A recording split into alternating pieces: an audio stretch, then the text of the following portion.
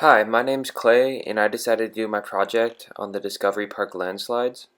Discovery Park is on the shores of the Puget Sound and is one of the largest public parks in Seattle.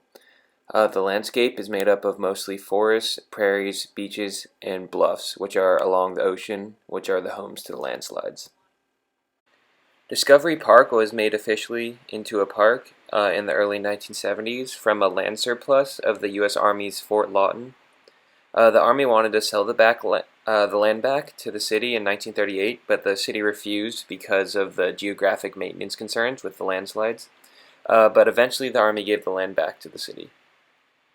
So going into what causes the landslides in Discovery Park is that the bluffs are made of harder clay layers covered by sand.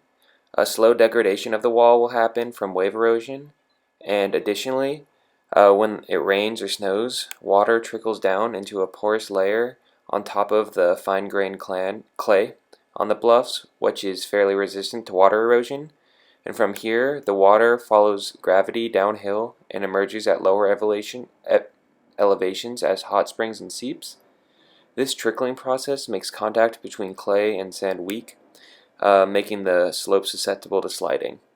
In 1994, a study found that the bluff at Discovery Park retreats about 80 feet over the century, with the most common cause being landslides from wave erosion.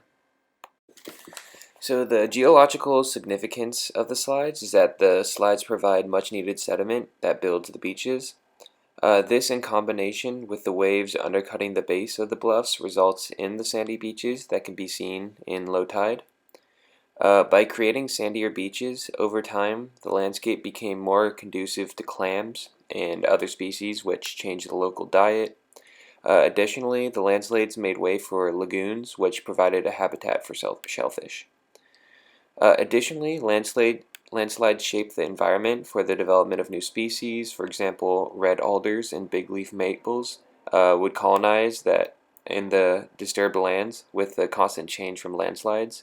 So it would follow this process of landslide, colonize, grow, repeat. This restructuring of the land has invited multiple different species like black bears and cougars over the years to fill up its land and change the ecosystem. With rising sea levels in the Puget Sound and heavy rainfall, the landslide process will continue to develop the landscape and recede the wall further. While there are no real threats to the destruction of buildings or homes in Discovery Park, other homes along the Puget Sound are at risk with these landslide conditions, and hard hits have been taken against more residential areas. For this project, I mostly just used the Discovery Park website and the Seattle Landslide Information Government site. Thank you.